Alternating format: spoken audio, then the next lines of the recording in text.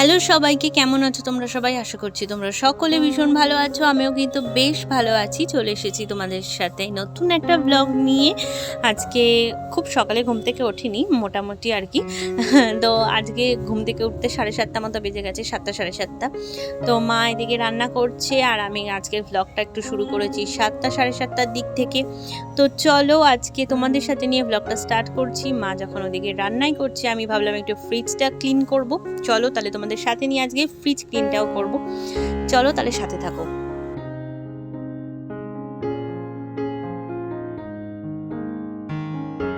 সপ্তাহে একদিন করে কিন্তু আমি আমার ফ্রিজটাকে ক্লিন করে নিই, তার জন্য খুব একটা কষ্ট হয় না। আর কি বলো তো, সপ্তাহে একদিন করে যদি তুমি ফ্রিজটা ক্লিন করো বা ক্লিন করা যায়, তাহলে কিন্তু আর খুব বেশি ডিপ ক্লিন করতে হয় না। আর কোনো কিছু ইউজ না করে মাত্র দুটো জিনিস দিয়ে কিভাবে ফ্রিজটাকে ক্লিন করে নেব কোনো সাবান সোপ ছাড়াই, তো সেটাই তোমাদের সাথে শেয়ার করব। চলো তাহলে দেখতে থাকো আর কি।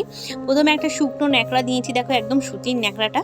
তো সেটা দিয়ে মুছে নেওয়ার পর এবার একটা ওয়েট ওয়াইপস নিয়েছি, সেটা দিয়ে ভালো করে একটু ডলে ডলে মুছে নেব। তাহলেই কিন্তু আর কিছু দরকার পড়ে না।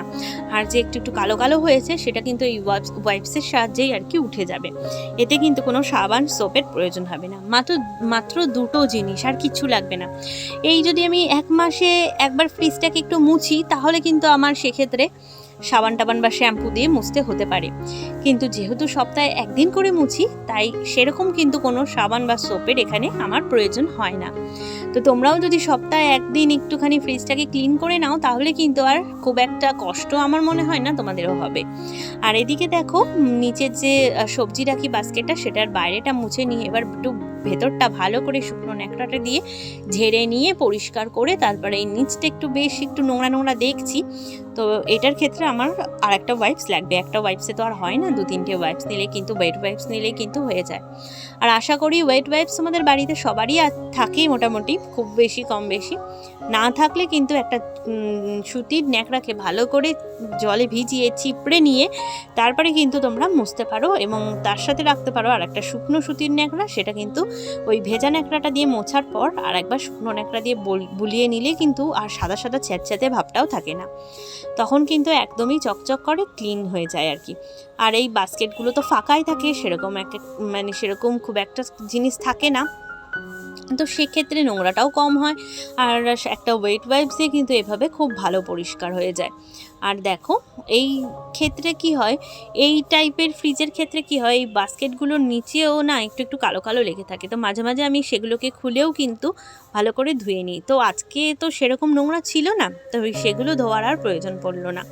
আর ডিম দেখো, ডিমের জায়গাটাও কিন্তু একদমই পরিষ্কার আছে, তাই শুকনো ন্যাকড়াটা দিয়ে ভালো করে কিন্তু মুছে নিচ্ছি। এরপর কিন্তু নিচের যে থাকটা আছে সেটাকেও মুছবো। তার আগে আমি একটু ডিপ ফ্রিজটাকে ক্লিন করে নিই। সবথেকে বেশি ইউজ হয় এই ডিপ ফ্রিজটাই, কারণ আমাদের বেশিরভাগই মাছটাই বেশি থাকে। শাকসবজি তো রোজটা আনাই হয়। আর যদি রোববারেও আমার হাজব্যান্ড বেশি করে শাকসবজি আনে, সেক্ষেত্রে কিন্তু তখন ফ্রিজে রাখা হয়। আর ফল টল তো ভূমি বেশি খায়, ফল আর ভূমিকে তো আমি ঠান্ডা আর কি ফ্রিজ থেকে বার করে খাওয়াতে পারি না, তাই ফল বাইরেই থাকে, ফলও ফ্রিজে রাখা হয় না। আর ফ্রিজে আমি রাখি না, কারণ ভূমির ঠান্ডা লেগে যাওয়ার ভয় আর কি। আর এদিকে দেখো ডিপ ফ্রিজটা ক্লিন করে নেবো একটা সুতির ন্যাকড়া দিয়ে। বেশ সামান্য মুছে নিলেই কিন্তু একদমই ক্লিন হয়ে যাবে। কোনো কিছু ইউজ করার কিন্তু, ফ্রিজ ক্লিনার বা কোনো ক্লিনারই ইউজ করার কিন্তু প্রয়োজনই পড়ে না, যদি কিনা কিছুদিন অন্তরই ফ্রিজটা একটু মোছা যায়। যেহেতু আমি সপ্তাহে একদিন করে পরিষ্কার করি, তাই সেক্ষেত্রে আমার খুব একটা বেশি চাপের হয় না আর কি। অল্পতেই বা অল্প সময়ের মধ্যেই কিন্তু পরিষ্কার হয়ে যায়। খুব জোর 15 থেকে 20 মিনিট, এর থেকে বেশিক্ষণ কিন্তু আমার ফ্রিজ ক্লিন করতে লাগেও না। তাও তোমাদের বেশি বললাম, 15 মিনিটের মধ্যেই মোটামুটি ক্লিন হয়ে যায়, যদি না আমার ওই দুষ্টু মেয়েটা মাঝখানে এসে একটু ডিস্টার্ব করে। আর ও জেগে থাকলে যদি আমি ফ্রিজ ক্লিন করি, তাহলে তো ও আসেই আর কি, সেক্ষেত্রে একটু ডিস্টার্ব করেই থাকে। তো কি আছে, অসুবিধা নেই, মামাম তো একটু ছোটই, বোঝে না। তো ওরও ভালো লাগে, ওর ফ্রিজ প্রচণ্ড ভালো লাগে। ফ্রিজ খুলতে, ওখানে জিনিস রাখতেও ভীষণ পছন্দ করে। ওর বাবা দুধ আনলেই ছুটে আসবে আগে ফ্রিজে রাখার জন্য। আর দেখো বলতে বলতে চলে এসেছে, এটা কি, এটা মুছবো, আমায় দাও করছে। তো এখন তো কথাটা একটু বলতে পারে, একটু না, অনেকখানি বলতে পারে। পুরো সেন্টেন্সটা হয়তো গঠন করতে পারে না নিজে থেকে, কিন্তু বলে আর কি। তো দেখো কিভাবে ক্লিন করেছি, কেমন হয়েছে ক্লিনিংটা তোমরা বলো। রেগুলার বেসিসে কিন্তু এভাবে ক্লিন করলে আর কি ফ্রিজটা সপ্তাহে একদিন করে, তাহলে কিন্তু ভালোই থাকে আর পরিষ্কারও থাকে। আর কেমন পরিষ্কার হয়েছে অবশ্যই জানিও। শুধুমাত্র ওয়াইপস আর একটা সুতির ন্যাকড়া দিয়ে কিন্তু ফ্রিজটা এত সুন্দর পরিষ্কার হয়ে গেছে। আর কমেন্ট করে জানিও যে তোমরা কিভাবে কি ইউজ করো ফ্রিজের জন্য, কবে কবে পরিষ্কার করো আর কি করো সেগুলো আমার সাথে শেয়ার করো, খুব ভালো লাগবে। আর ফ্রিজটা কীরকম ক্লিন হয়েছে সেটাও কিন্তু আমাকে কমেন্ট করে জানিও। চলো, আমার কিন্তু হয়ে গেছে কাজ মোটামুটি। আর এই যে বাইরের দিকটা একটুখানি মুছবো, ওই সুতির শুকনো ন্যাকড়াটা দিয়ে একটু মুছে দেবো, তাহলেই কিন্তু যথেষ্ট। কারণ রেগুলার কিন্তু ফ্রিজটা মোছা হয় শুকনো ন্যাকড়া দিয়ে, তো সেক্ষেত্রে আর বাইরের দিকটাও সেভাবে কিন্তু নোংরা থাকে না। আর ফ্রিজটার বয়স কিন্তু 1 বছরই হয়েছে মাত্র আমরা নিয়েছিলাম, তো এই জন্যই এখনও কিন্তু নতুন। আর যেহেতু আমি সপ্তাহে ক্লিন করি তাই আর সেভাবে কিন্তু নোংরা হয় না। তো ক্লিনিং করেই কিন্তু চলে এসেছি আর একটা দুর্দান্ত রেসিপিতে। তোমাদেরকে বলেছিলাম আমি একটা রেসিপি শেয়ার করব, তো সেটা হচ্ছে আজকে বাটা মাছের ঝোলও তোমাদের সাথে শেয়ার করব। আর আজকে হচ্ছে সজনা ডাঁটা। আর সজনা ডাঁটা তো এখন নতুন উঠছে, যেহেতু সারা বছরই পাওয়া যায়, কিন্তু গরমের যে সিজনাল সজনা ডাঁটাটা সেটা কিন্তু এখন উঠছে, দেখেছো একদম কচি কচি ডাঁটা। তো এই ডাঁটার ঝোল খাওয়া কিন্তু যেমনি স্বাদ আর তেমনি কিন্তু স্বাস্থ্যকর।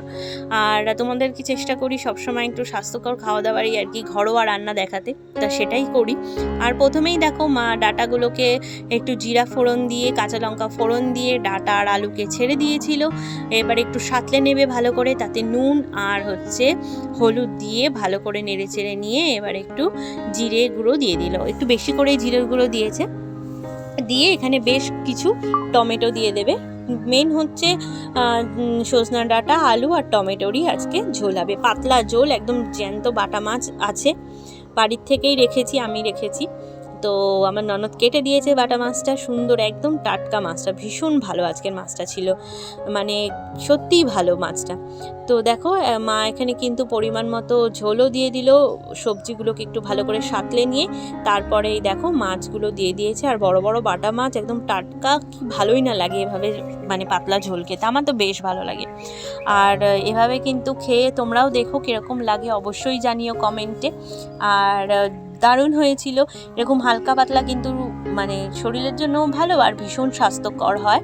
আর আমাদের বাড়ির সবাই এরকম মানে কষিয়ে বা বেশি মশলা দিয়ে, আমার হাজবেন্ড ছাড়া আর কেউই খুব একটা ভালোবাসে না খেতে। তো সেক্ষেত্রে এরকম পাতলা ঝোল কিন্তু আমরা সকলেই ভালোবাসি, আর যেটা কিনা সবার জন্য স্বাস্থ্যকর। ভালো থেকো তোমরা, সুস্থ থেকো। আজকের রেসিপিটা ক্লিনিং কীরকম লাগলো অবশ্যই জানাতে ভুলো না।